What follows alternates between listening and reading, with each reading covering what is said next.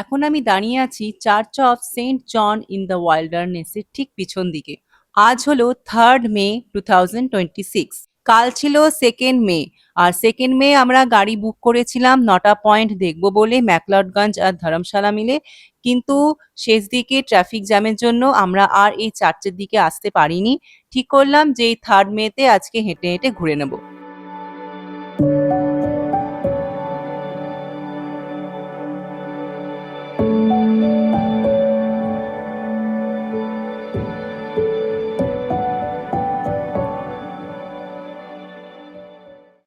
Good morning.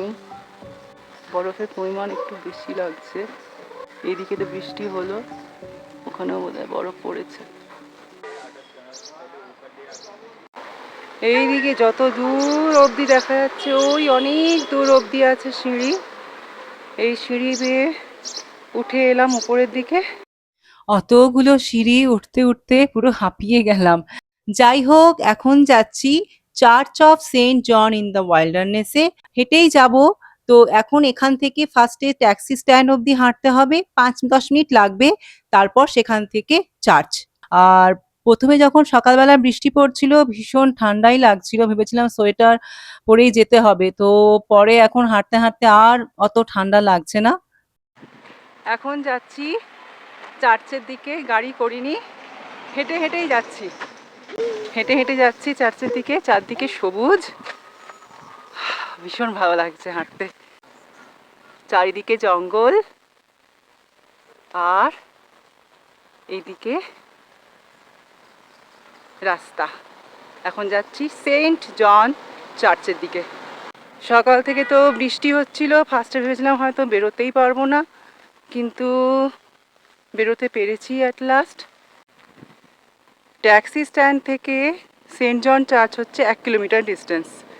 তো হেঁটে যাচ্ছি, গাড়ি যাচ্ছে রাস্তা দিয়ে, হেঁটে মানুষ কমই যাচ্ছে। তো হেঁটে যাওয়ার মজাই আলাদা অ্যাকচুয়ালি, এই সবুজের মাঝখান দিয়ে। এখানে ল্যান্ডস্লাইডের জায়গা দেখতে পাচ্ছি, দেখতে পেলাম। এখানেই চলে এসেছি কাছে, এসে গেছি চার্চের কাছে। আর চার্চের উল্টো দিকেই দেখতে পাচ্ছি আছে একটা ইকো পার্ক। আগে চার্চে যাই, তারপর ইকো পার্কে যাব। Saint John in the wilderness, height হচ্ছে 1750 মিটার। এই দিক দিয়ে যেতে হবে চার্চে, সবুজের মাঝখানে, ভীষণ ভালো লাগছে। এই চার্চ বানানো হয়েছিল 1852 সালে। এই চার্চটি আছে ধর্মশালা থেকে ম্যাকলডগঞ্জ যাওয়ার পথে। তো ধর্মশালার আপার পার্টকে অ্যাকচুয়ালি বলা হয়ে থাকে ম্যাকলডগঞ্জ। তো তার দিকে যাওয়ার পথেই এই চার্চটি পড়ছে। জায়গাটা বেশ সুন্দর, চারদিক সবুজে ঘেরা। এই চার্চ থেকে এখন বাইরে বেরিয়ে এলাম। চার্চের ভেতরে ফটোগ্রাফি করা যাবে না। জায়গাটা বেশ শান্ত, নিরিবিলি, শোনা যাচ্ছে পাখির আওয়াজ। এই দেওদার ফরেস্টের মাঝখানেই বানানো হয়েছে চার্চটি। এই চার্চটি 1852 সালে নিও গথিক আর্কিটেকচারে বানানো হয়েছিল এবং এটি জন ব্যাপটিস্টের নামে উৎসর্গীকৃত।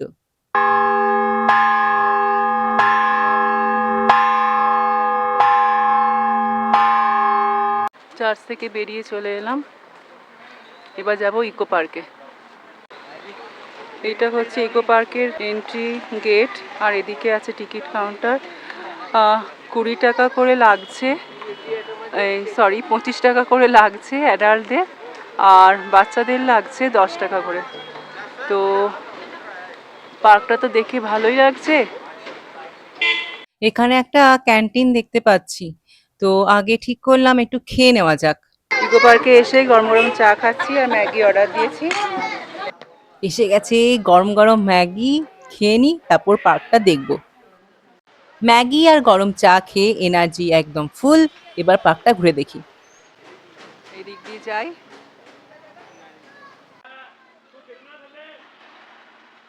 এটা একটা বেশ সুন্দর জিনিস আছে করা, এটা দিয়ে এদিক থেকে এলাম, আবার এদিকেও আছে। অনেক দূর পর্যন্ত যাওয়া যাবে।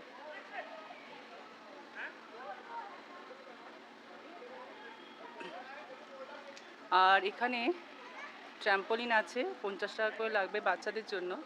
বাচ্চাদের জন্যই আছে পার্কটা অ্যাকচুয়ালি। আর এখানে সাইক্লিং করাচ্ছিল দেখছিলাম, এখন কেউ করছে না। উঠে এসেছি অনেকটা উপরে।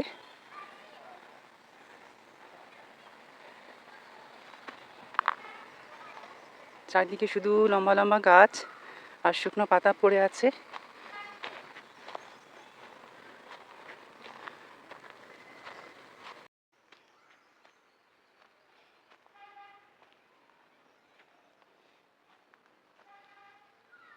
কিছু বার্কিং ডিয়ার সায়েন্টিফিক নেম দেওয়া আছে, কমন নেম দেওয়া আছে। ওটাই বাচ্চাদের জন্যই। এটা হচ্ছে ইয়েলো থ্রোটেড মার্টেন।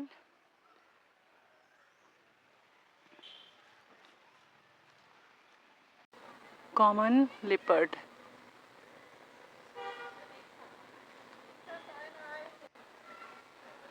আর এখানে দেওয়া আছে হিমালয়ান ব্ল্যাক বিয়ার।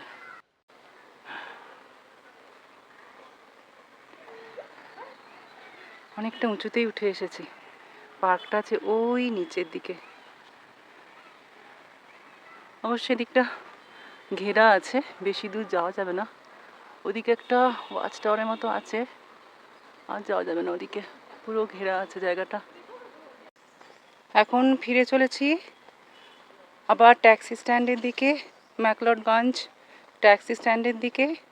এতক্ষণ ইকো পার্কে অনেকটা সময় কাটালাম, সেন্ট জন চার্চেও সময় কাটিয়েছি, ভালোই লেগেছে।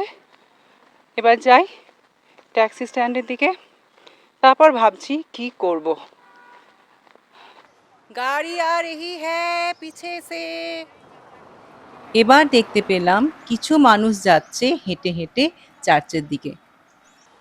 গাড়ি আসছে, গাড়ি চলে গেছে। ভীষণ ভালো লাগছে রাস্তাটা। হচ্ছে এই রাস্তা দিয়ে হাঁটতেই থাকি হাঁটতেই থাকি, এই রাস্তা যেন শেষই না হয়। এই রাস্তাটা ওই রাস্তা চলে গেছে ভাগসু ওয়াটারফলের দিকে, আর এইটা চলে গেছে ধরমকোটের দিকে। 1.8 কিলোমিটার ডিস্টেন্স। আমি যে দিকটা দেখিয়েছিলাম যে ধরমকোট যাচ্ছে আর যাচ্ছে ভাগসু ওয়াটারফল, এখন ভাগসু ওয়াটারফলের দিকে আমি এগিয়ে চলে এসেছি। যদিও ওয়াটারফল কালকে দেখা হয়ে গেছে, তবুও আজকে দিকটা হেঁটে হেঁটে দেখতে এলাম।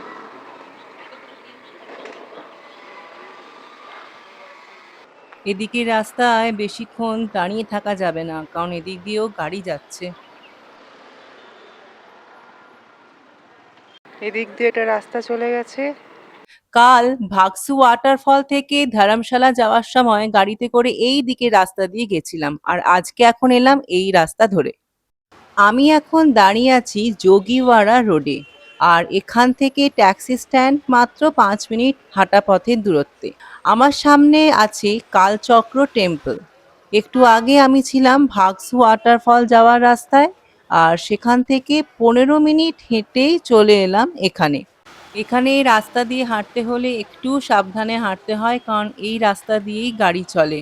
আর গাড়ি যদি একবার জ্যামে পড়ে যায় তাহলে লম্বা লাইন লেগে যায়। আর আজকে ভেবেছিলাম নাড্ডি ভিউ পয়েন্ট যাব, কারণ গতকাল আকাশে মেঘ থাকার জন্য ধওলাধর রেঞ্জ ভালোভাবে দেখতে পাইনি, কিন্তু আজও আকাশে মেঘে ঢাকা, তাই জানি না শেষ অবধি দেখা যাবে কিনা।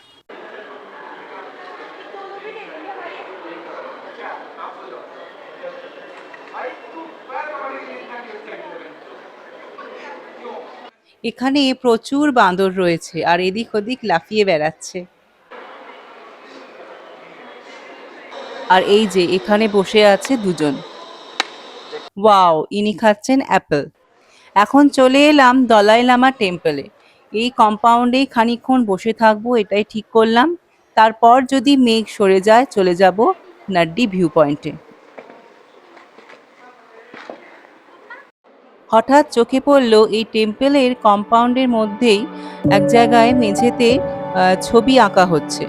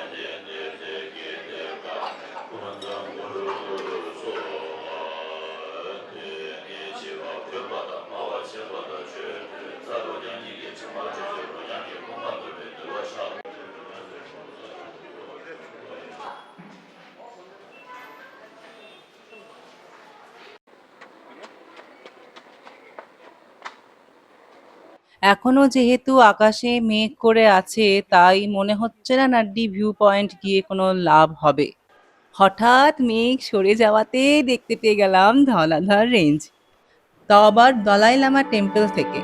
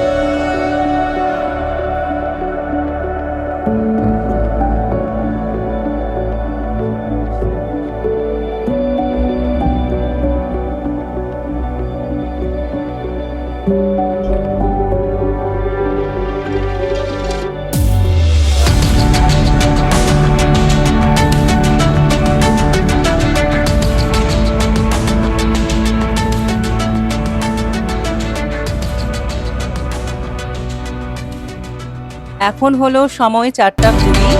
এখনো দলাই লামা টেম্পলেই আছি, আর এখান থেকেই ধলাধার রেঞ্জ বেশ সুন্দর দেখা যাচ্ছে। রোদও দিয়েছে, আর তবে এখন নাড্ডি ভিউ পয়েন্ট গিয়ে খুব একটা লাভ হবে না, কারণ সময় লেগে যাবে অনেকটাই যেতে। তারপর সেই সময় যদি আবার মেঘ চলে আসে তাহলে তো আর দেখাই হবে না। তাই এখন এই দলাই লামা টেম্পল থেকে এবার চলে যাব টিবেটান মার্কেট। টিবেটান মার্কেটটা এই টেম্পলের ঠিক অপোজিটেই আছে।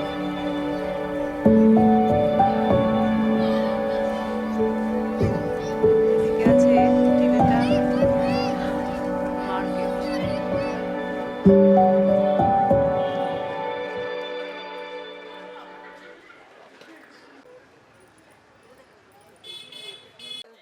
এখন আছি টিবেটান মার্কেটের ভেতরে। এখানে চায়ের স্টল আছে, বিভিন্ন রকম চা পাওয়া যাচ্ছে। আমরা অর্ডার দিলাম কেসারিয়া চায়। টিবেটান মার্কেটে খানিকটা সময় কাটানোর পরে চলে এলাম যোগীওয়াড়া রোড ধরে। এখানে দেখতে পেলাম ইয়েলো লাফিং, তো কোনোদিনও খাইনি, তাই খাওয়ার খুব ইচ্ছে হলো।